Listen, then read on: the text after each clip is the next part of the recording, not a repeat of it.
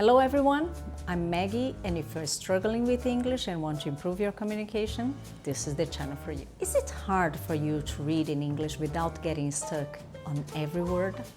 Let me help you with that. Reading in a new language can feel overwhelming at times, but I've got a few tips to make it easier and more fun.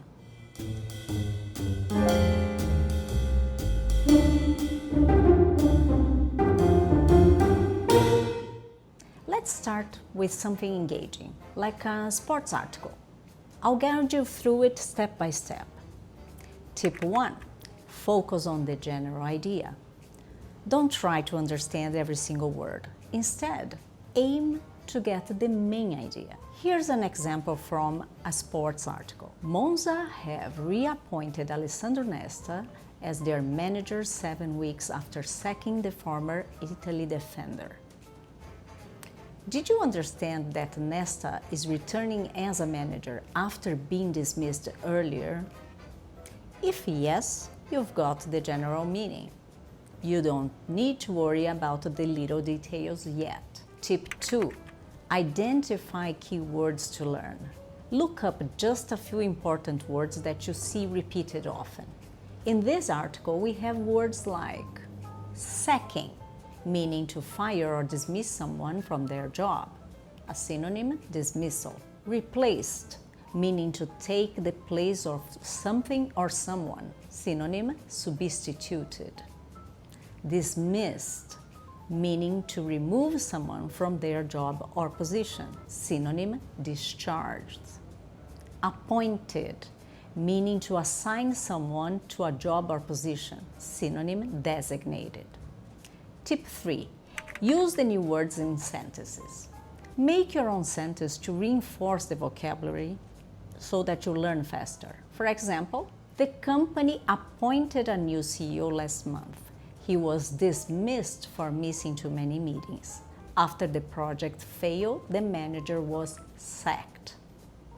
Tip 4.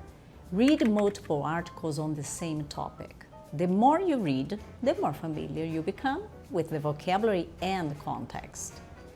If you enjoy sports, keep reading about your favorite teams and matches. You start recognizing words and phrases, which will boost your confidence. Shall we try again? This time, let's use an extract from Daring Greatly by Brené. Vulnerability is not weakness, and the uncertainty, risk, and emotional exposure we face every day are not optional. Our only choice is a question of engagement. Our willingness to own, engage with our vulnerability determines the depth of our courage and the clarity of our purpose. The level to which we protect ourselves from being vulnerable is a measure of our fear and disconnection. Did you understand that vulnerability is not a weakness, but something we need to face and embrace? If so, you got the gist of it.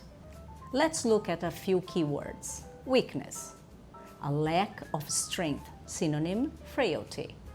Engagement, involvement or commitment to something, synonym, participation. Willingness, readiness to do something, synonym, readiness.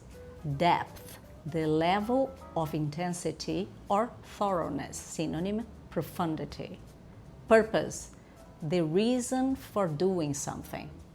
Your goal, synonym, aim. Try using these words in your own sentence to reinforce your understanding.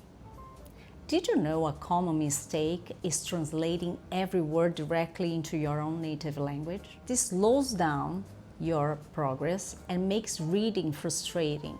Instead, try to stay in English mode by using English-to-English dictionaries. So to recap, focus on understanding the general idea. Choose keywords to look up. Use those words in sentences. Read multiple articles and texts for better vocabulary retention. Check out the video on reading strategies in my playlist to test your understanding. If you like the video, click on that button, leave your comments, and subscribe for more content. Thanks for watching, and see you next time.